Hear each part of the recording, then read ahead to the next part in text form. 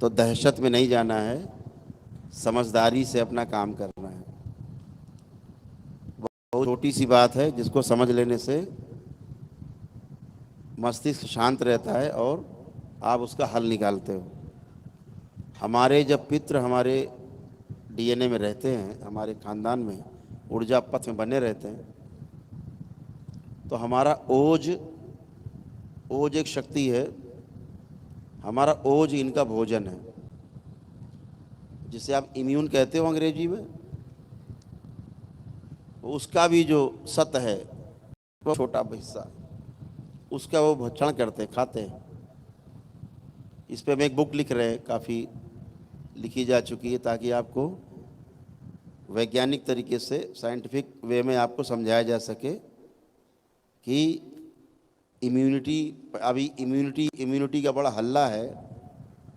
पता कुछ नहीं है, बस इम्यूनिटी वीक है आपकी, आप रोगी हैं, इतनी बात है।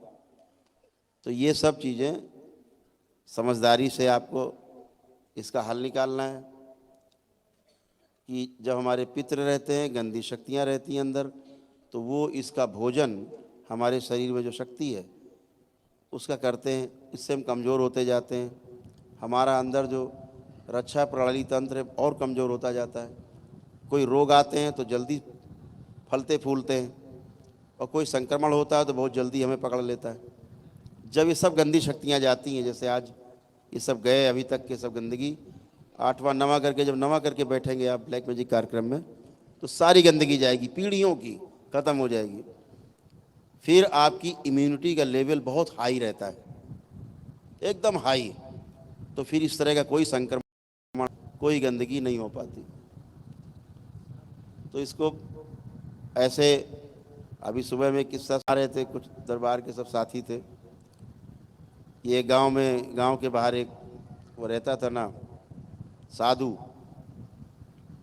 तो उसने एक दिन देखा कि एक विशालकाय छाया उस गांव की ओर जा रही है अंदर। तो उसने कहा, भाई रुको भाई, कहाँ जा रहे हो, पहली बार देखा तुम्हें, इतने विशालकाय। तो उसने कहा, मैं काल हूँ, मौत। क्यों जा रहे हो? इस गांव में 40 आदमी मरने हैं, तो उनको लेने जा रहे हैं। तो 40 कैसे मरेंगे? बोले महामारी आएगी। कहा ठीक है भाई, प्रकृति का नियम है, आप ले जाओ। अगले दिन से गांव में हैजा फैलना शुरू हुआ। कथा है, इसको अपने उदाहरण में लीजिएगा। तो हैजा फैला, फैलते फैलते 10-12 दिन में लोग मरना शुरू हो गए। 10 मरे, 25 मरे, 50 मरे, 100 मरे, 200 मरे, 400 मर गए। 1 महीना 1.5 महीना बाद, 2 महीना बाद वो लौट रही थी शक्ति। तो साधु ने रोका उसको, डांट के कहा, रुको रुको जरा। बोले जब तुम मौत हो, साक्षात तुम काल हो, अरे तो तुमको किस बात का भय? बोले मुझे कोई भय नहीं। तो बोले फिर झूठ क्यों बोले हमसे? तुमने कहा था 40 लोग मार के ले जाने हैं, मरेंगे, ये तो 400 मर गए, तुमने 400 मार डाले, झूठ क्यों बोला? उसने कहा कि महाराज हमने बिल्कुल झूठ नहीं बोला, हम तब भी सही कह रहे थे और अब भी सही कह रहे हैं, हमने सिर्फ 40 मारे।